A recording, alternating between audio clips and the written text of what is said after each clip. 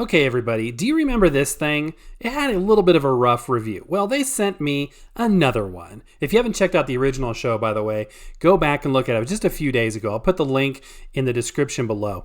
But it had a couple of issues. The pitch was way off, and it was just kind of a rough review. So, in all fairness, like I offer everybody that works with us on the show, I gave them an opportunity for a second review, or at least an opportunity to see if we could correct those issues and identify if they were one-off problems or if they were indeed design flaws. Okay, so here is the replacement unit. Its packaging is a little different. It's kind of interesting. The other one had like a foam block right here. This one has this piece of paper sort of taped. Things seem to have kind of jostled loose in shipping.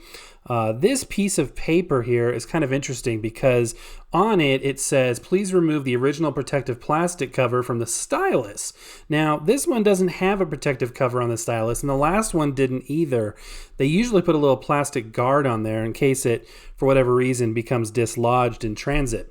Speaking of transit, let's put the transit screw down and open up the speakers. It's really interesting. I don't remember the other speakers having this sort of cling wrap on the outside. It's almost like a saran wrap. A little bit different than the other ones, but again, beautiful speakers, and this beautiful piano black finish is worthy of protecting. So I can see why they would want to wrap it. Okay, in the speaker, we've got one of the wires kind of coiled up in the port there. We'll unpackage that. And the other one is coiled up inside, but not packaged. Beautiful design on these speakers, love it. When I plugged it in, if you notice there, it sparked a little bit. That could have just been some static electricity buildup. Not a huge deal.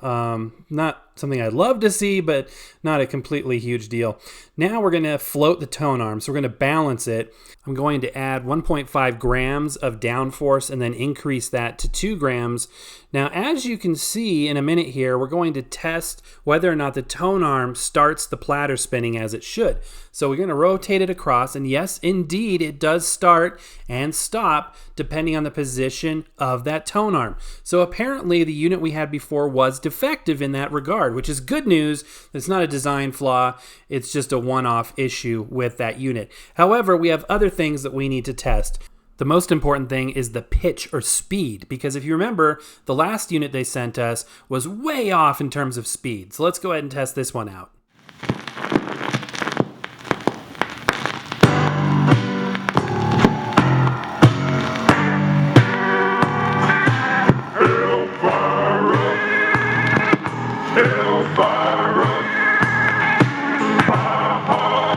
As you can tell, it's way off. It's completely slow. Here we are again, but wait a minute. This time, it's my fault. I had it set to 33 RPM instead of 45 RPM. So obviously, it's going to sound slow. So once I fixed that problem and tried it again, I quickly realized that the speed problem, at least in that manner, wasn't present on this unit. So once I flipped a switch to 45 RPMs, I decided to give it another try. So here we are, a 45 RPM record now on this particular unit.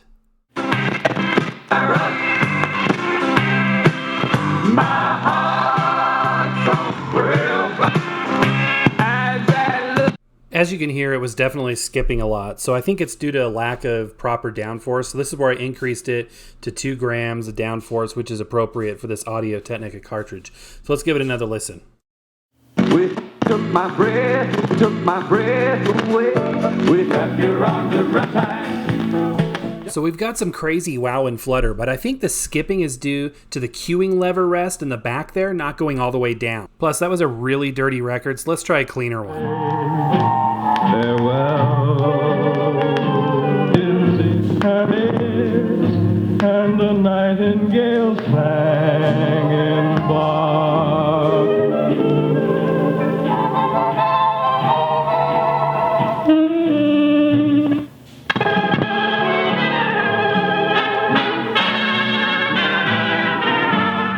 So that warbly, pulsating sound is the speed fluctuations, which is the wow and flutter, and it is terrible on this.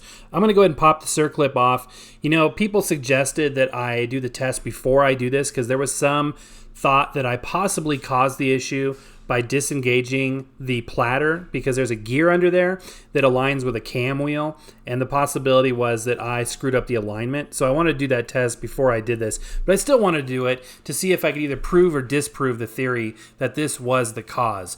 So under here, as you can see, the auto return mechanism, we're going to check that in a minute, but I am realigning this, and the gears on the bottom of the platter align with a neutral place on that cam wheel, so I really don't think that this was the cause. I'm going to go ahead and put the circlip to make sure everything is nice and tight, and now we're going to test it again. We're going to rotate that tone arm, and yeah, it works fine. So that other unit was just a faulty unit. As you can see, this one's working perfectly. And as an added bonus, I realized that these strobe dots are real. You can see them appear to move as I adjust the pitch control and change speeds. Something else positive that happened is over a period of time, the warbliness went away, which is really good. Da, da. But sweetheart, tell me why. This can happen with tape players too. It's really not fair to judge them right out of the box because sometimes it takes a while for the lubrication to kind of get worked in, and you really have to break in electronics. It's not something a lot of people talk about.